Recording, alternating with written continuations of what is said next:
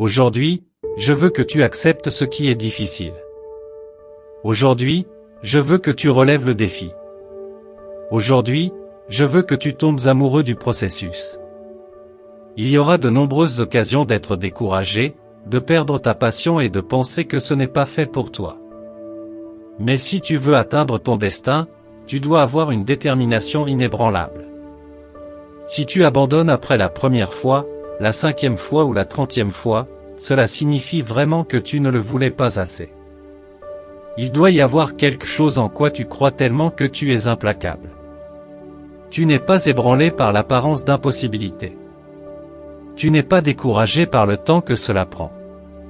Tu n'abandonnes pas parce que les gens t'ont dit non.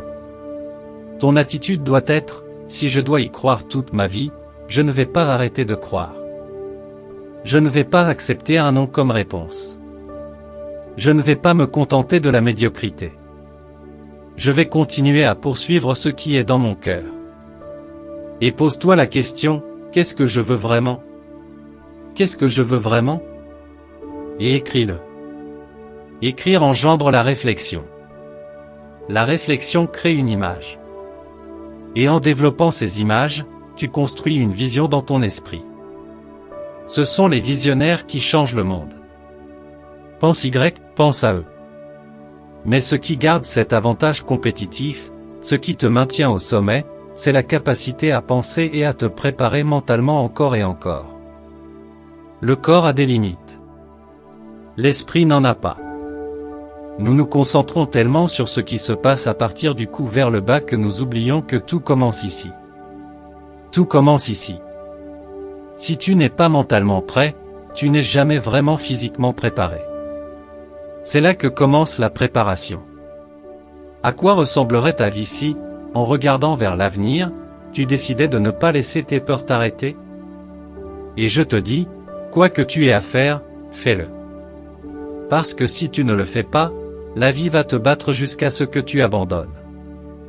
Alors, quand tu es jeune et que tu fais des erreurs, ne les laisse pas te ronger. Parce que tout le monde qui a réussi en a fait. Tu dois échouer pour réussir.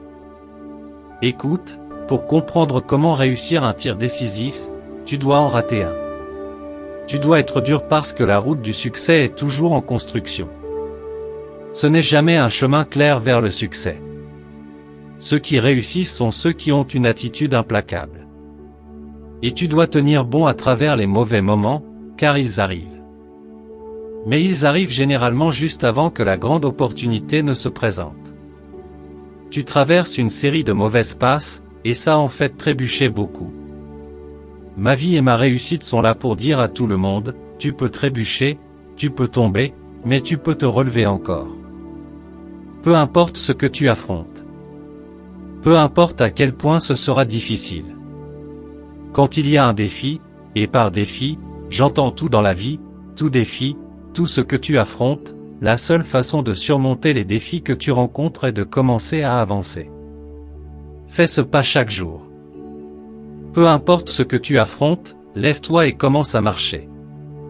J'ai la capacité de voir la fin avant même que le début commence. Et cela signifie que je sais que pour arriver à la fin, je peux déjà le voir.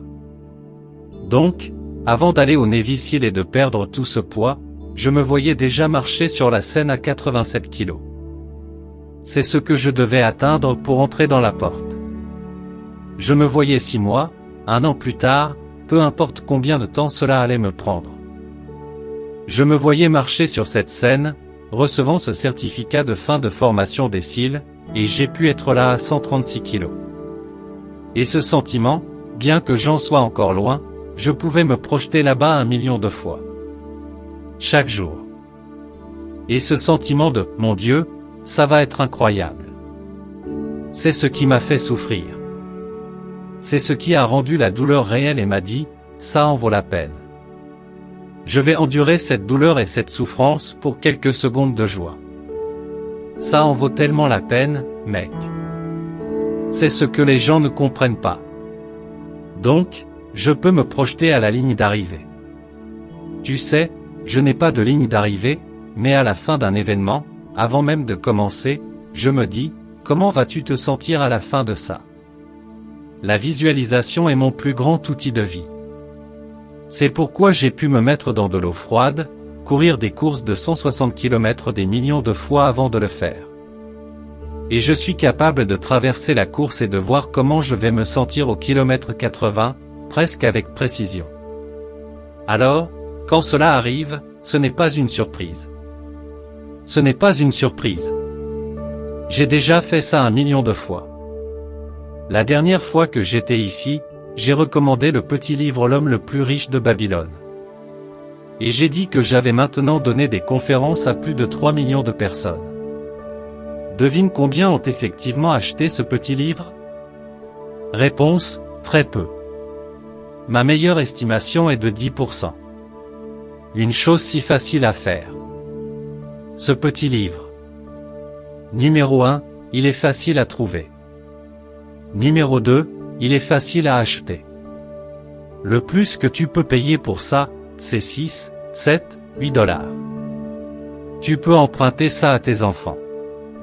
Mais si c'est facile à trouver et facile à acheter, et si c'est facile à lire, pourquoi tout le monde ne va pas l'acheter? Nous ne savons pas. Je ne sais pas. Personne ne sait. Voici à quel point c'est profond. Certains le font et d'autres non. Voici les chiffres. Environ 10% le font. Nous ne connaissons pas le mystère de cela. Et je te dis, dans 10 ans, ces chiffres seront toujours les mêmes.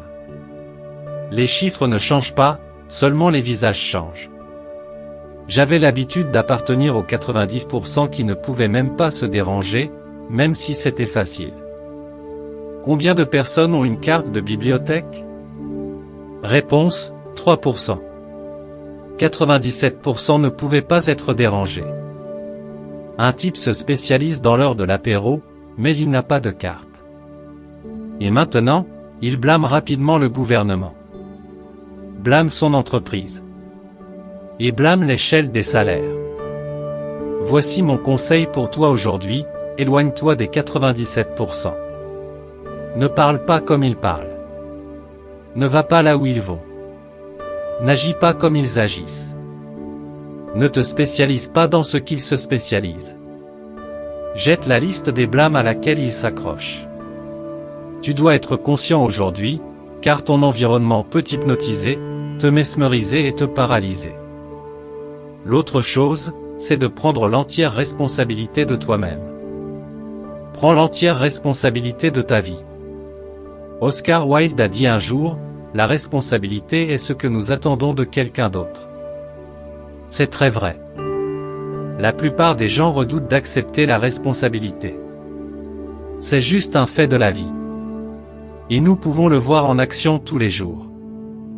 Nous pouvons nous voir nous énerver lorsque le dentiste nous fait attendre, et nous sommes assis là à lire des vieux magazines alors que notre rendez-vous était il y a 30 minutes. Et nous ne prenons pas le temps de penser que nous avons oublié d'envoyer le paiement de l'hypothèque de ce mois-ci. Nous pouvons nous voir devenir de plus en plus en colère parce qu'un contact professionnel devait appeler à midi, et qu'il est presque 14 heures et que le téléphone refuse toujours de sonner.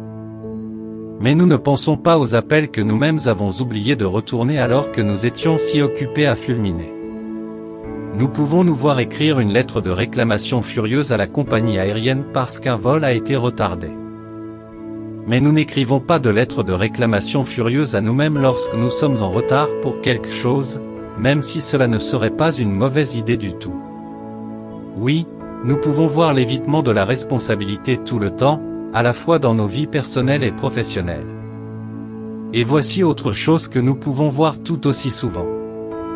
Nous pouvons voir que la plupart des gens ne sont pas aussi réussis qu'ils le souhaitent.